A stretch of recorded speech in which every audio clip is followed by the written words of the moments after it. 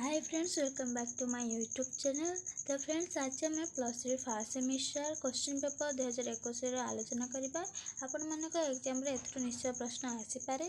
तो चलतु आज वीडियो को स्टार्ट करवा।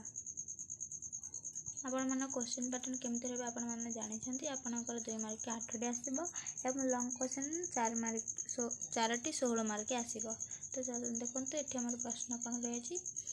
1 नंबर क वैद्युतिक गणमाध्यम कहले कौन बुझ। पूरा सहज क्वेश्चन अच्छी, आपण मैंने सहज लिखिदे पारे।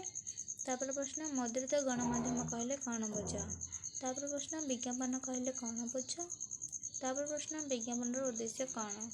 तापर प्रश्न फीचर क्या कहुए। देखो पूरा सहज क्वेश्चन रही है। तापर प्रश्न होचे स्तंभ लेखन कौन। तापर प्रश्न वाणिज्यिक पत्र कौन।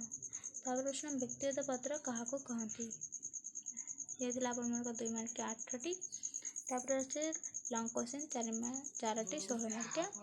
2 नंबर प्रश्न गणमाध्यम प्रकार भेद दर्शाओ कि गणमाध्यम कौन, यार आवश्यकता आलोचना कर। 3 नंबर प्रश्न विज्ञापन संज्ञा स्वरूप और प्रकार भेद आलोचना कर कि विज्ञापन कहीं कराए विस्तृत आलोचना कर। 4 नंबर प्रश्न स्तंभ लेखन क्या कहुए। स्तंभ लेखनर कलागत प्रक्रिया आलोचना कर।